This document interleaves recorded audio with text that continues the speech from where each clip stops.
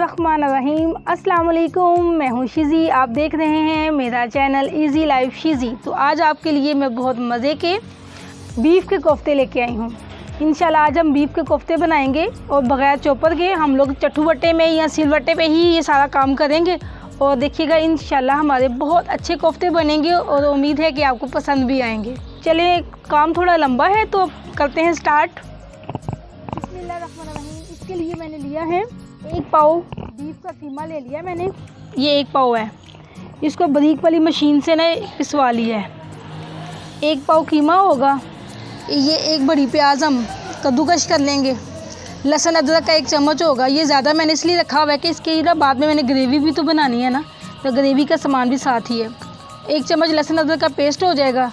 और ये 1 मुट्ठी भर के ना मैंने काले चने थे जो भुने हुए मिलते हैं, उनके छिलके उतार लिए, इनको भी पीस लेती हूँ। और साथ थोड़ी सी सब्ज़ मिर्च हो जाएगी।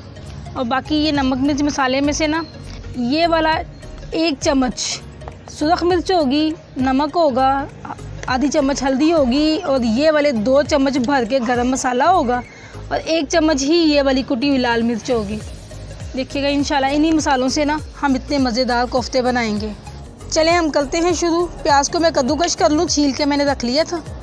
बिस्मिल्लाहिर्रहमानिर्रहीम। मैं इसी में कर रही हूँ।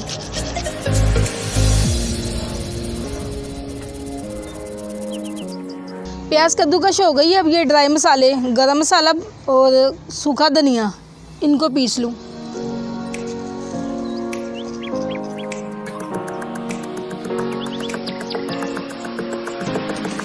गरम मसाला मैंने पीस लिया है।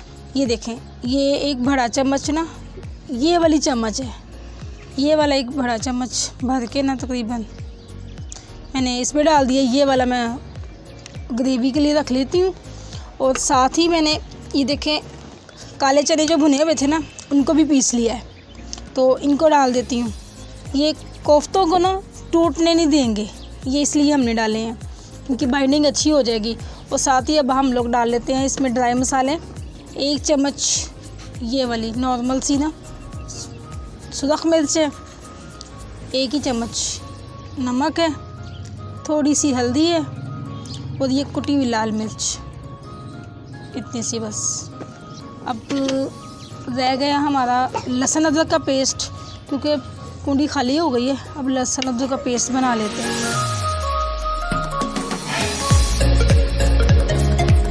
तकरीबन हमारा लहसुन अदरक हो गया। ये ना जी, अब ये लहसुन अदरक हो गया हमारा। 1 चम्मच भर के इसमें डाल देंगे, और 1 चम्मच हम ना ग्रेवी के लिए रख लेंगे, ताकि हमारा ना बार बार हमें पीसना ना पड़े, टाइम की बचत हो जाएगी हमारी। 1 अदद सब्ज़ मिर्च अगर आप काटना चाहें, 1-2 जितनी भी आपको स्पाइसेस चाहिए उस हिसाब से कर लीजिएगा। मेरे लिए 1 ही काफ़ी है, क्योंकि बाकी मसाले हो गए मेरे। अब इन सारे मसालों को ना अच्छे से हमने ना मिक्स करना है। इन सारे मसालों को अच्छे से मिक्स करने के बाद ना हमने इनको लेके ना फिर चट्टू बट्टे में ना 1 दफ़ा इस मसाले को भी पीसना है, ताकि हमारी बाइंडिंग अच्छी हो जाए। वो लोग सब कुछ यूँ करने के बाद ना चॉपर में इसको ले जाते हैं, तो हमारे पास चॉपर नहीं है, तो हम इसी को यूँ कर लेंगे। अगर आपके पास सिलबट्टा है तो सिलबट्टे पे कर लें, चॉपर है तो चॉपर पे कर लें, अगर चट्टू बट्टा है तो चट्टू बट्टे में कर लें। तकरीबन इतना लेके ना ये चट्टू बट्टे में डाल दूँगी, और इसको साथ साथ मैं पीसना शुरू कर दूँगी। बिस्मिल्लाहिर्रहमानिर्रहीम। इतने अच्छे से पीस के ना ये सारा एक जान हो जाएगा। देखिए जी, माशाल्लाह अल्हम्दुलिल्लाह हमने इसको अच्छे से पीस लिया 2-3 दफ़ा करके ना। ये देखिए हमने पीस लिया। अब इसको एक जान कर लेते हैं। अब कोफ्तों की क्या ज़रूरत है कि टूट जाए। हमने इतनी मेहनत, इतनी लगन से, इतने प्यार से इसको पीसा है, तो अब ये नहीं टूटेंगे इंशाअल्लाह ताला। अब ऐसे लें, जिस साइज़ की आप बनाना चाहते हैं, इसको अच्छे से ना इसकी बॉल बना लें। इसको ऐसे बॉल बना के ना, ये बॉल बन गया ना। अब इसको हम ये देखें अपने आप नहीं ये टूटेगा, इसको हम खींचेंगे यूं करके, ये देखें यूं, तब जाके ना यूं ये टूटेगा। लेकिन जब हमने इसको अच्छे से बना लेना है, इसको हल्का सा हमने फ्राई कर लेना है, तो फिर ये बिल्कुल ही नहीं टूटेगा इंशाल्लाह। अगर आपने फ्राई नहीं करना, इसको ऐसे बना के फ्रीज़ कर लेंगे ना, तो फ्रीज़ करके भी दोबारा जब आप ग्रेवी बना के उसमें रखेंगे तब भी ये आपका नहीं टूटेगा। लेकिन अभी हमने फ़ौरन बनाना है तो इसलिए मैं इसको हल्का सा फ्राई कर लूँगी। ये लें, जैसे बना के बोल रखते जाएं।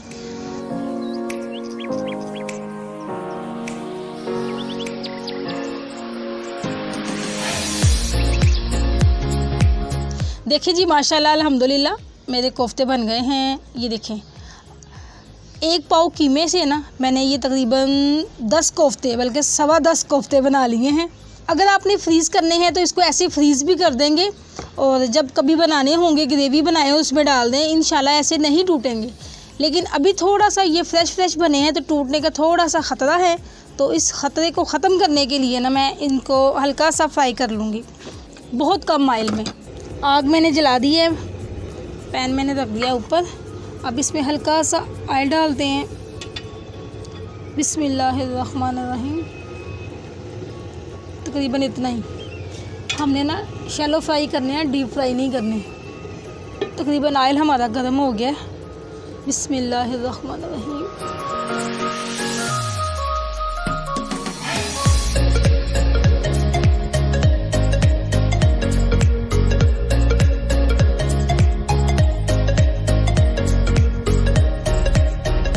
देखिए आहिस्ता आहिस्ता ना इसकी साइडें चेंज कर दें, हल्का हल्का इसको हिला दें।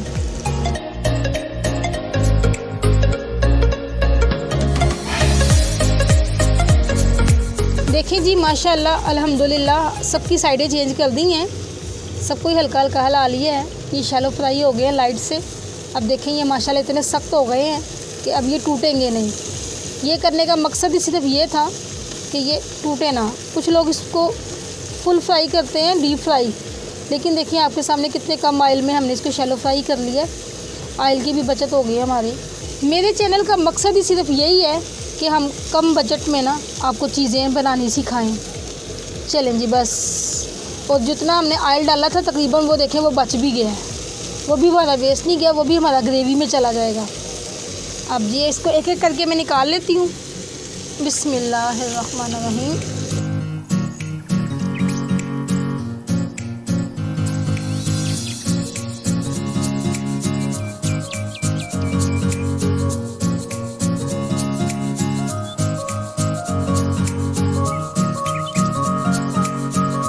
ऊपर ही पड़ा हुआ है। अब हमने ग्रेवी बनानी है, इस कढ़ाई ऊपर रख दी है। अब ये जो बचा हुआ था ऑयल, ये सारा मैं कढ़ाई में डाल दूँगी।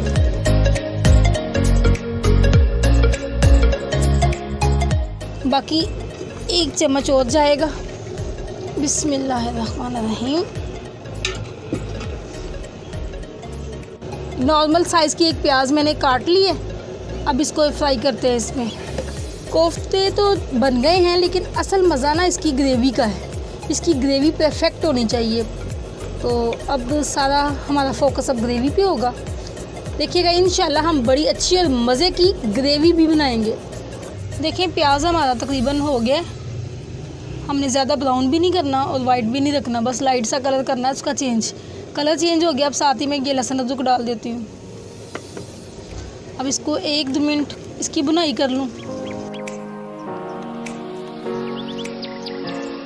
जब लहसुन अदरक की बुनाई हो जाए, अच्छी सी खुशबू आने लग जाए, फिर इसमें ये टमाटर, ये 2 टमाटर है मेरे पास और 1 सब्ज़ मिर्च, 1-2 सब्ज़ मिर्च मैंने चॉप करके ना इसमें डाल दी है। इसके साथ ही मैं मसाले भी डाल देती हूँ।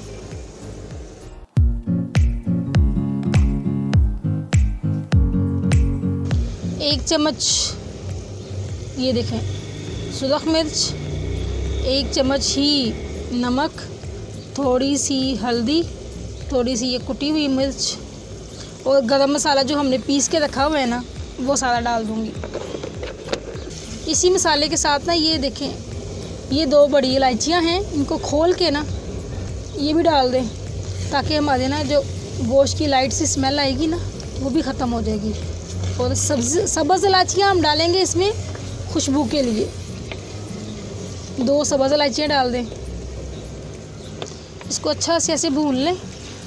2 सब्ज़ इलायचियाँ डाल दी हैं अब मैंने और अच्छे से इसको भून लेते हैं। ये रफली सा भी है तो खैर है, क्योंकि हमने इसको ग्राइंड करना है, तो ये खुद ही इसका अच्छा सा पेस्ट बन जाएगा इसका। मसाला हमारा हो गया। जूसर का जग तो सबके घरों में है ना, तो इसमें डालना है, लेकिन मसाला गर्म है इसलिए मैं ये थोड़ा सा ना आधी प्याली दही डाल देती हूँ। अब ये ऐसे मसाला ना थोड़ा सा ऑयल निकाल के ना थोड़ा ऑयल को हटा के ये ऐसे मसाला डालती जाऊँगी।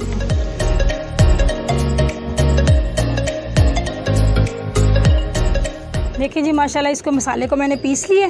अब ये जो इसमें ऑयल बचा हुआ था ना उसी में मैं ये मसाला डाल दूँगी। बिस्मिल्लाहिर्रहमानिर्रहीम। इसमें हल्का सा पानी डाल के इसका कंघाल डाल देती हूँ ताकि ये भी हमारा वेस्ट ना जाए।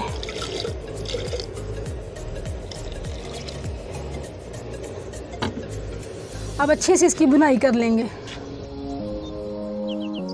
अगर आप इसको ग्राइंड नहीं करना चाहते तो ना करें, अच्छे से पीस लें, क्योंकि हमारी अम्मी जान तो कभी ग्राइंड नहीं करती हैं, वो अच्छे से इसी तरह पीस लेती हैं।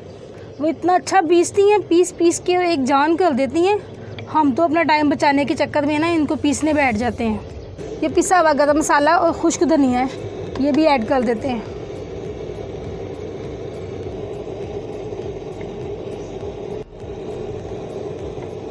देखें जी माशाल्लाह अल्हम्दुलिल्लाह 5 मिनट हो गए अच्छे से बुनाई करते हुए, और ये हल्का हल्का ना ऑयल आ गया है। जब ये कंडीशन हो जाए तो फिर उसमें कोफ्ते डाल दें।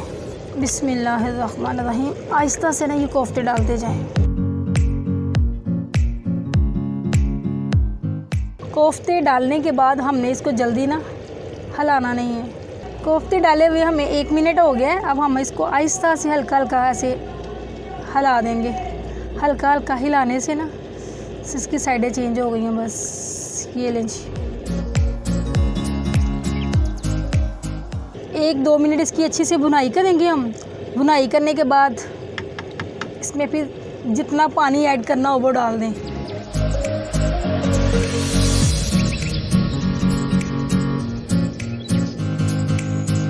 बिस्मिल्लाहिर्रहमानिर्रहीम। देखिए जी माशाल्लाह अल्हम्दुलिल्लाह हमारी ग्रेवी भी रेडी है। आपकी मर्ज़ी है, आपने इसमें पानी ज़्यादा ऐड करना है तो थोड़ा शोरबा कर लें, मेरे लिए इतना ही काफ़ी है। अब इस टाइम पे मैं ये सब्ज़ धनिया डाल दूँगी।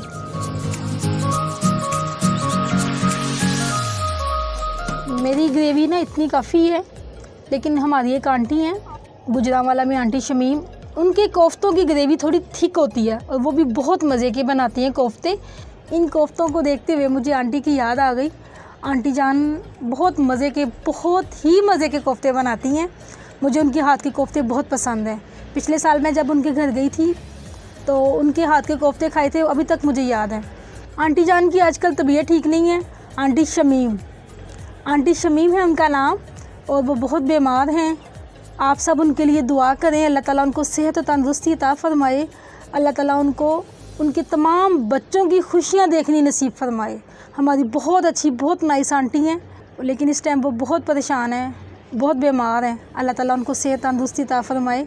प्लीज़ आप सब दुआ कीजिएगा उनके लिए, अल्लाह ताला उनको जल्द सेहत तंदुरुस्ती अता फ़रमाए और अपने तमाम बच्चों की खुशियाँ देखनी नसीब फरमाए। आमीन सुम आमीन। देखिए जी हमारे माशाल्लाह से कोफ्ते रेडी हो गए। अब हम इसे डिश आउट करते हैं। बिस्मिल्लाहिर्रहमानिर्रहीम।